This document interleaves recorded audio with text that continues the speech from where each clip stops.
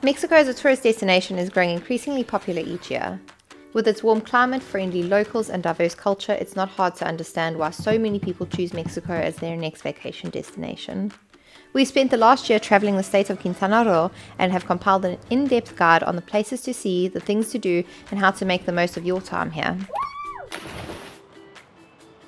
The very first question you may be asking yourself is when the best time is to visit the region of Quintana Roo. So basically, to break it down, between December and July is peak season where things are going to be the busiest and you're probably going to need reservations for tours and activities. Keeping in mind that in terms of room rates and accommodation, this is going to be the most expensive time of the year. Between December and February is Caribbean winter. Not at all saying that it's going to be cold, but in the nighttime it can get a little bit chilly, whereas from March to July is the peak of the summer months and it can get incredibly hot and humid. Yes, on the other hand, August to November is the lowest season. You can get good rates in hotels. Obviously, it's going to be very quiet, but also keep in mind it's hurricane season and that could be a lot of rain in the region. If there isn't a hurricane, I mean, you never Yeah. know. Chances are very good that you'll arrive in Cancun International Airport, so we'll start there and work our way down south. Cancun is the hub of tourism in the state of Quintana Roo and is synonymous with all-inclusives and its famous party zone. We will recommend staying in the hotel zone because that's really where all the action happens in Cancun. During your stay, you might want to check out Playa 𝗪𝗏𝗏, which is one of the most beautiful public beaches the city has to offer. In the afternoon, you'll likely find yourself at one of the only luxury malls in the entire state, known as Isla. Save your energy for the night because the party zone lights up with live music, vibey restaurants, and world-class nightclubs like the City and 𝐂𝐚𝐫𝐭.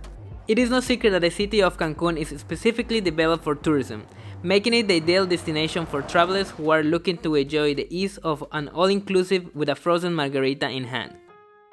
Isla Mujeres is a small island paradise located just a few miles away from Cancun.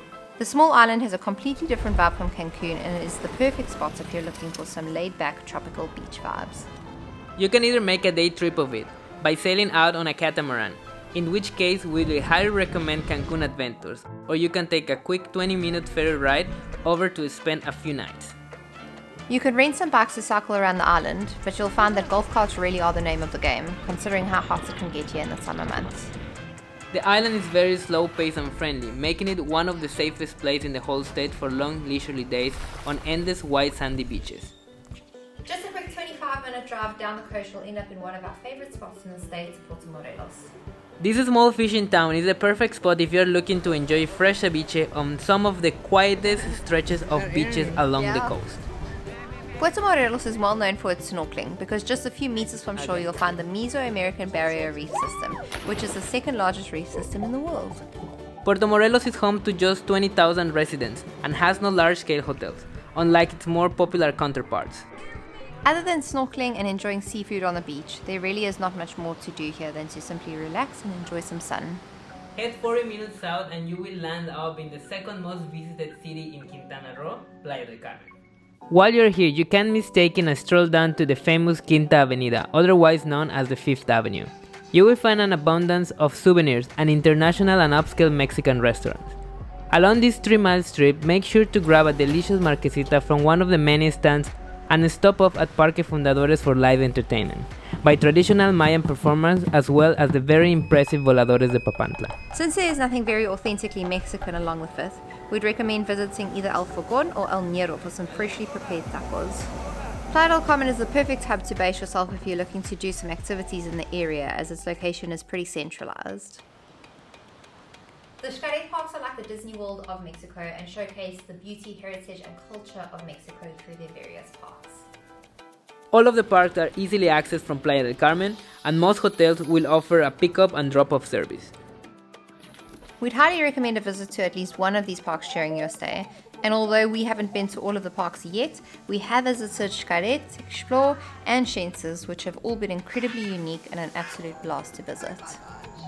To be honest, the parks are a little pricey, but absolutely worth your time and money.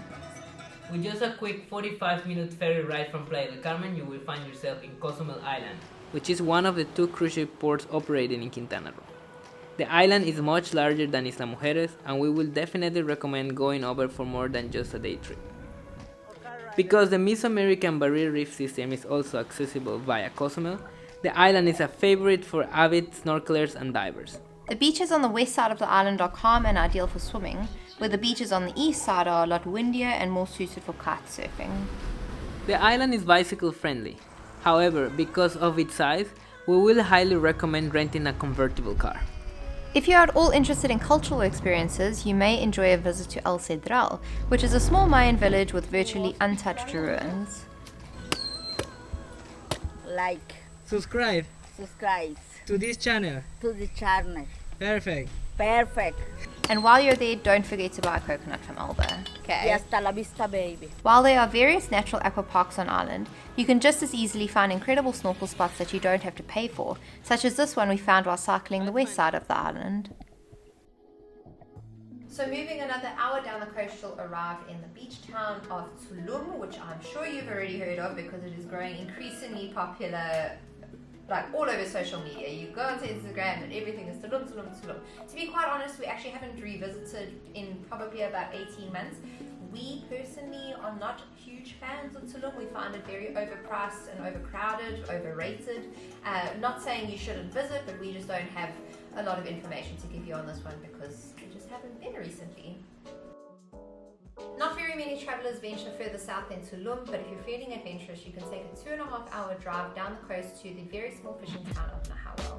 If you're really looking for something very small, quiet, and off the beaten track, this will be the best spot for you. Here you'll find small boutique hotels on one side of the boardwalk and coconut stands, beach massages and idyllic turquoise waters on the other side.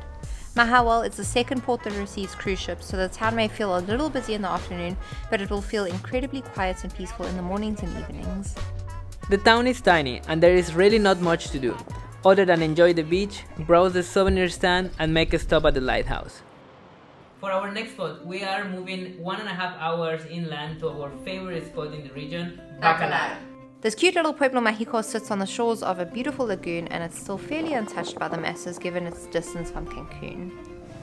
The town is completely walkable and super safe and it's home to some of the friendliest locals we've encountered.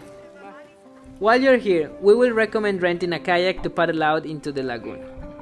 Paying a visit to Fort 𝗪𝗪𝗂, which once protected the town from pirates, and taking a stroll around town to admire the beautiful street art. Although Bacalar is small and can be covered in a day, we'd definitely recommend staying an extra night to visit 𝗓𝗪𝗄𝐻𝗄𝐻 for the most incredibly clear water we've seen so far in Mexico. Now we're working our way all the way back up past Cancun, where you'll land in the very small town of 𝐶hiquila, where you'll hop on a 20-minute ferry ride to the very small and rustic island of Holbox. When we say rustic, we mean that not a single road is paved, and you can expect to be covered in dust the entire time. Recently, Holbox has gained a ton of popularity because you can actually swim with whale sharks between June and September, which is awesome. Unfortunately, Giovanni and I didn't do it when we were there just because of the price point at around $150 per person for a pretty quick tour.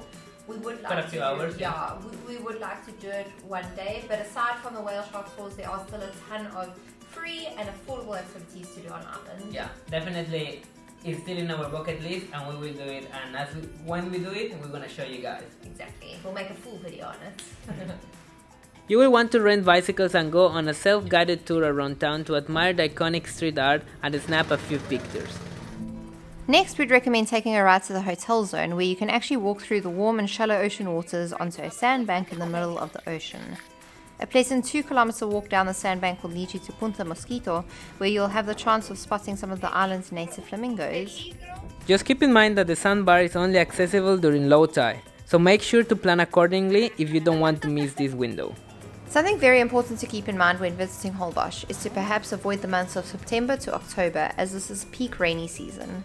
As we mentioned earlier, none of the roads are paved, so a lot of the island can become inaccessible if the island receives a lot of rain. All in all, we loved Holbox and would highly recommend it if you're looking for a very relaxed and easy tropical vacation. So those are our top 10 places to see in the region of Quintana Roo.